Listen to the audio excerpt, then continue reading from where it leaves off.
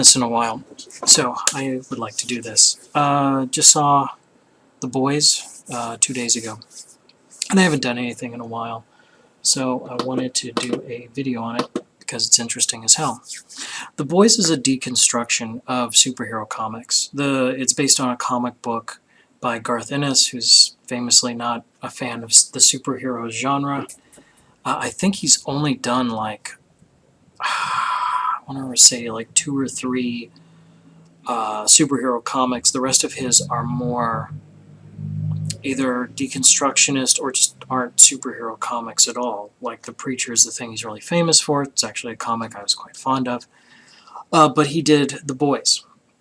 Going through it, The Boys is a series by Amazon.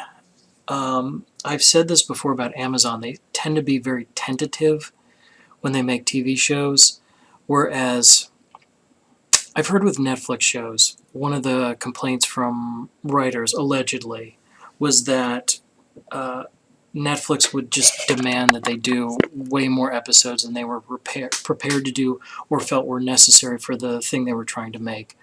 And I always got that impression from some of the Netflix shows, the Netflix Marvel shows specifically, where like 10 episodes in, it's like, oh, excellent, everything's finished. Why are there 2 more episodes? 2 or 3? It's like, what else do we have to go over? Like, the show would end, and then, but there'd still be 3 episodes. And Amazon takes the exact opposite. I don't think they give their stuff enough episodes with the tick and so on. It would be very, they were just parsing them out in very small numbers. With this show, it's 8 episodes, and they have to cram stuff in, and that's fine. As far as the show goes, it's very compact, very efficiently run, and as far as a deconstruction of superheroes, it's the best I've seen yet.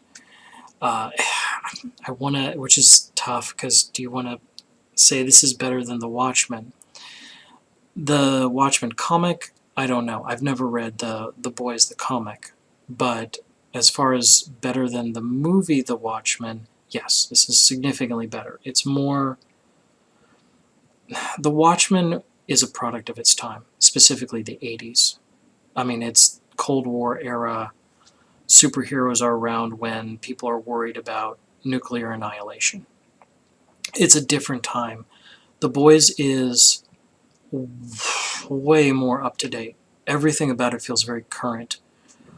I'm curious to read the comic now just to see if it's this spot on, this timely. Everything about it is very relevant today. It feels unusually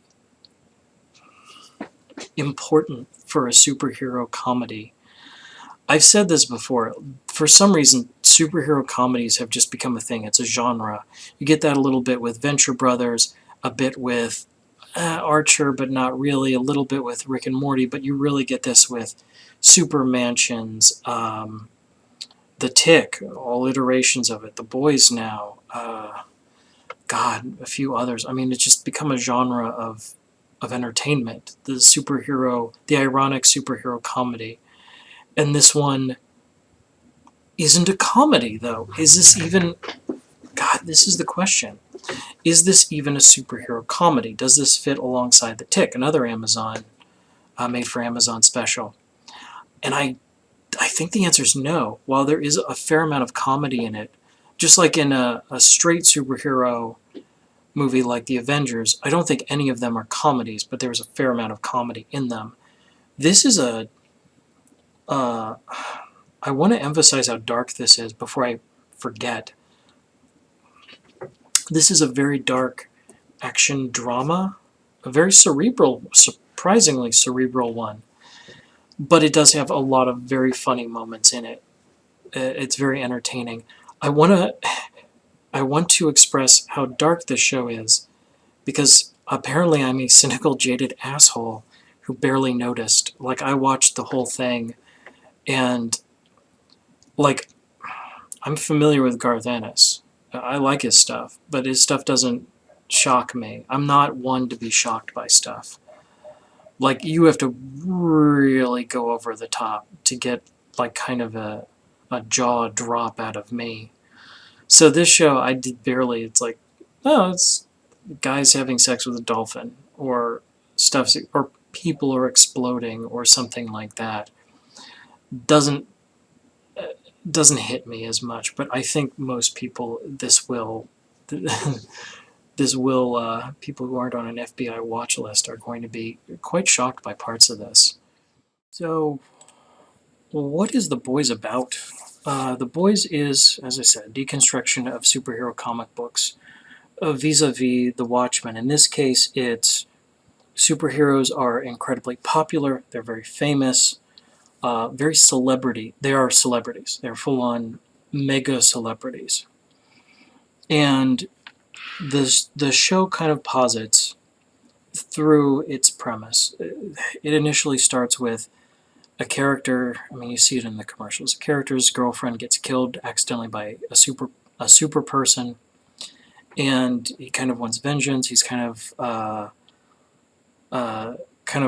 wrapped up in this scheme to get vengeance on superheroes by people who can do that. A premise of, ultimately, what would it be like if superheroes existed? What would they be like really? Watchmen tried that. Actually, a number of things, a number of superhero deconstructions have tried something like that. In this one, it shows what happens to a human being when there are no consequences for their actions. When they can do anything, they're given infinite resources, attention, celebrity, whatever they need. They're given a total pass, even by law enforcement, because they're superheroes. And what happens to them personally? And what happens to them is they become fatuously corrupt. And that's the premise of this. That's the premise of The Boys. It's like, how do you deal with people like that? It's actually one of the major things. Like, how do you deal with someone to whom there are no consequences? Where it's not just a matter of they're famous and they're well connected. They're as high as it's possible to get on all of those measures, and on top of that, they have godlike powers. What do you do? How do you deal with them? Can you deal with them? Is a question. And how the hell do I review stuff? I haven't done this in a long, long time. What are the odds you'll see it and not like it? It's excellent. The entire thing is excellently made. It's very efficient. The writing is superb. The acting is spot on. Carl Urban, who's the Billy Butcher, is fantastic. The guy who plays the kid, the new guy, he's awesome. Everyone's excellent in this. I can't think of one bad performance. The effects are perfect. Everything is perfect. That said, it is really dark, and I think there's a lot of people, even some people I know, who would just cringe a bit at some of this. Like, it's a little too much. Garth Ennis is not for everyone. So, odds you'd see it and not like it. Low, but not non-existent. Let's say 1 in 5. Like, 1 in 5 people are just going, this is too much for me. Some people, same reason some people didn't like Game of Thrones. Just at some point, the murder rape just got too much, and Game of Thrones wasn't for them. Same thing here. Would I see this again? Yes, it's with only 8 episodes, it's very rewatchable. I have one friend who's already seen it twice, and I'm thinking of seeing it again. If I have a friend come over who hasn't seen the thing, I'd be happy to run through this thing again. I think the fact that there are enough cool revelations further down in it gives it that replayability. So I could watch this again. I could watch it again like tomorrow, or even tonight. Like, it's one of those things you could see it again. As opposed to, I usually use as the extreme, the 4-hour version of Dune. Like, I love it to death, but after I've sat through 4 hours of that, I don't want to get up and rewind the tape and watch that thing again. It's great, but not very rewatchable. This is. I felt it's very fast-paced. I've said this 3 times now. The efficiency of it. and I can't stress that enough. It's very organized in that it shows you from one point to another to another. I don't feel like there's any filler. With 8 episodes, only 8 episodes, it doesn't have time to waste with padding. Everything you see, if there's a long drawn-out scene for some reason where it's just 2 characters talking, and that does happen 3 times, I think, where there's just nothing but exposition. They make it interesting, it's done well enough, you don't feel like it's lagging, but the rest of the show has got a job to do and sets out to do it. Just boom, boom, boom, boom, boom. Which impressed me. I really like this show. I love the Netflix shows, but I do think one fault with them was they did feel like the content was being stretched out a bit. Like they were adding scenes of maybe not as necessary exposition to kind of make it longer. This, once again, it's Amazon. Everything's too short.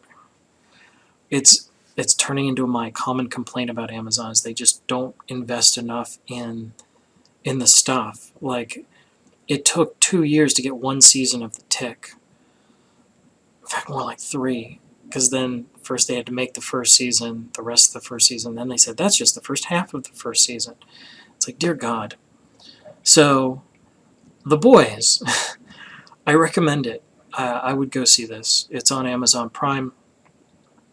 It's badass, but it's a bit much. If you're a Game of Thrones fan, this is nothing.